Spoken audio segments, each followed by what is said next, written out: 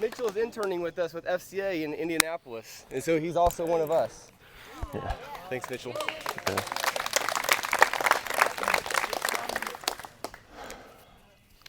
Well, good afternoon, everybody. I just want to say that I'm so thankful to be here with all you guys, and I'm so blessed to be here at this camp.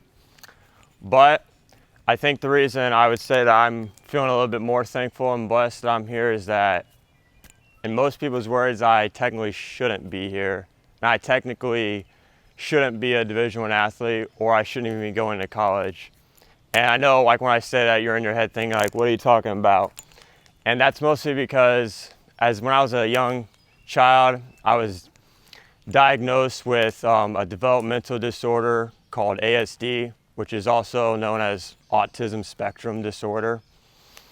And I don't know if any of you know what that is, but basically it's a developmental disorder that affects your social skills and how you live everyday life compared to people who don't have it. And I'm sure there's people here that either know someone that has ASD, or maybe even have ASD yourself, or you just hear about it from, peers talking about it. Well, and so I found out I was diagnosed with ASD at a young age, but I didn't find out that I had it until I was a lot older. I was probably like 12. And for a good portion of my life, I mostly, I went to school. I felt a little bit different than most of my peers. I had to do things a certain way. I had to be in routine. And whenever that got broken, I would freak out. I would be really upset.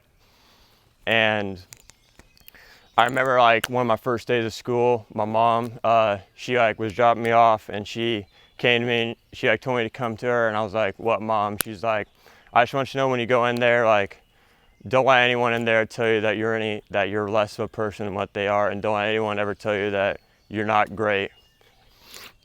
And I still remember that to this day. Obviously, I didn't know what she was talking about because I was like 5. I didn't know what ASD was then. But I faced many struggles with having ASD.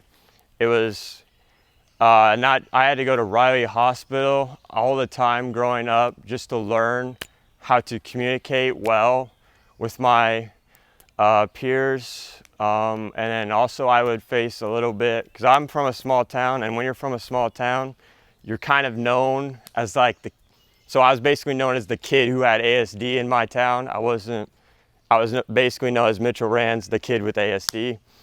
And so that was hard because everyone kind of already knew about it before I even did. And I always felt this sort of judgment that I'd get from my teachers and my peers. I had teachers who'd pull me after class and say "Are you sure you want to take my class? It might just be a little hard for you. You might not be able to take this class." I said, "Why not?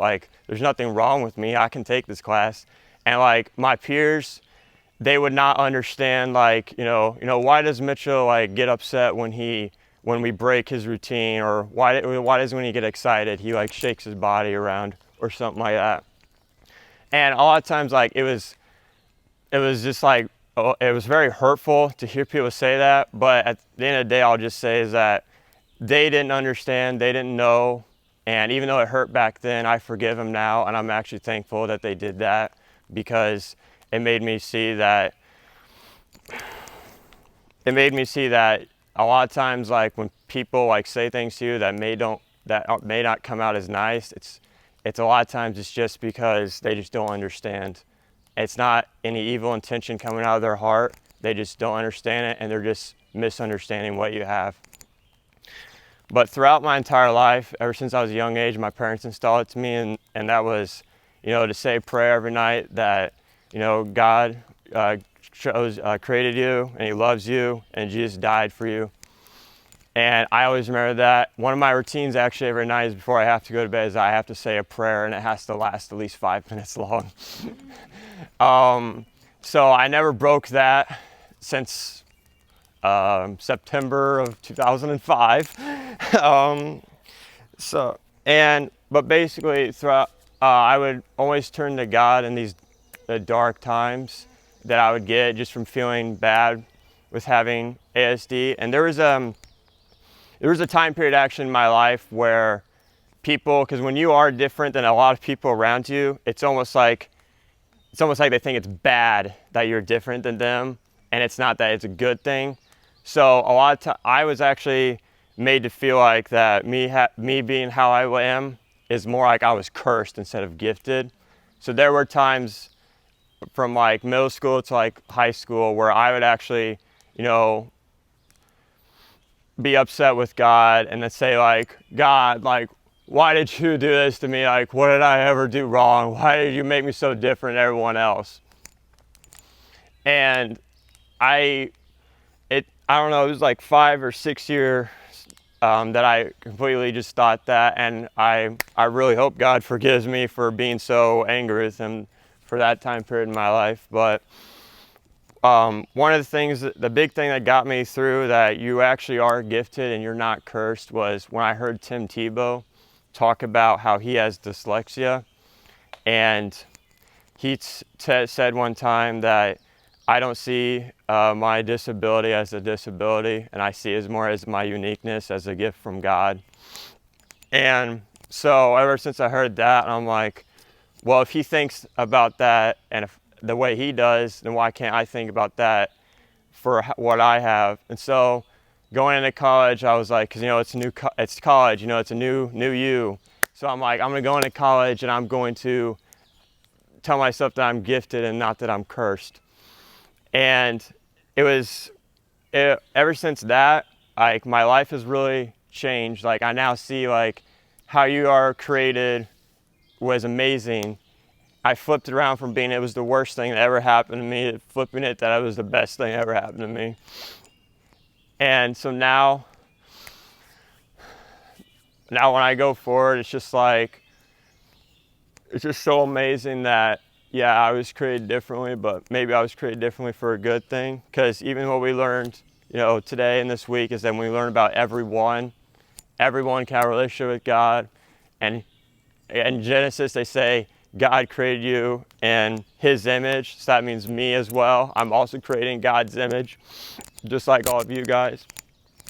And another one that I think Carson Wentz even shared this one is that there's a verse that says like, do everything in your life with the audience of one and the audience of God and not the audience of man. Because even though so many people didn't,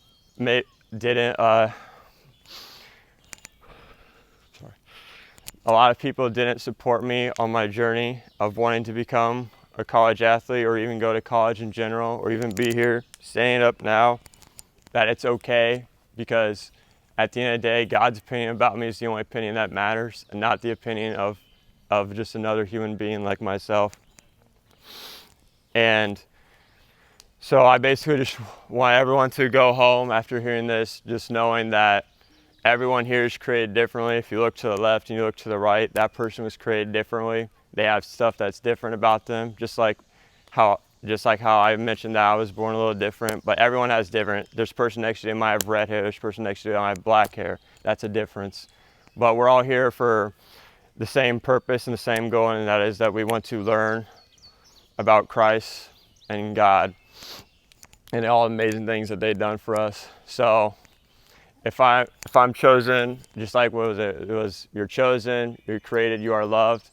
If everyone is that way, then I don't feel any different than any of you guys at all. I feel very equal to you guys, and I'm so thankful to still be here with y'all, even though I'm not supposed to be here.